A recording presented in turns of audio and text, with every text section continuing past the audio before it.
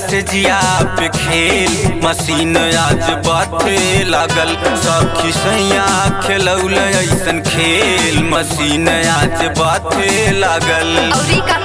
कभी फर्स्ट में चलाया कभी टॉप में चलाया कभी न्यूट्रल लगा के दिया रेल मशीन आज बाथे लागल सखी सैया खेलौल ऐसन खेल मशीन आज बाथे लागल।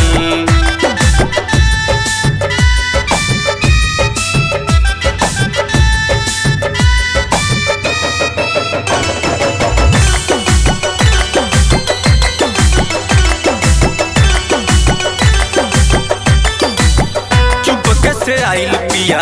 हमर से जरिया घुंघटा उठा के मिलौलस नजरिया घुंघटा उठा के मिलौलस नजरिया चुपके से आइल पिया हमर से जरिया घुंघटा उठा के मिलौलस नजरिया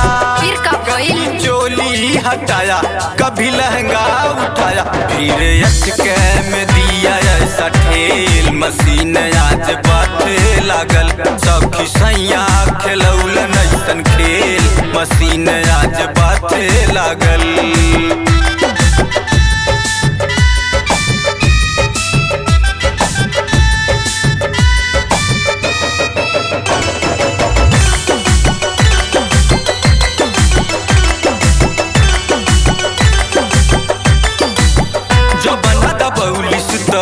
देही पनियाई का कही राहुल जी बहुत दुखाई का कही राहुल जी बहुत दुखाई जो बना दबौलिस देही पनियाई का कही राहुल जी बहुत दुखाई कोरा उठाया हाथ केस में फिराया फिर से जिया पे देहलिस धकेल मशीन आज बाथे लागल सखी सैया खेलौल ऐसन खेल मशीन आज बाथे लागल।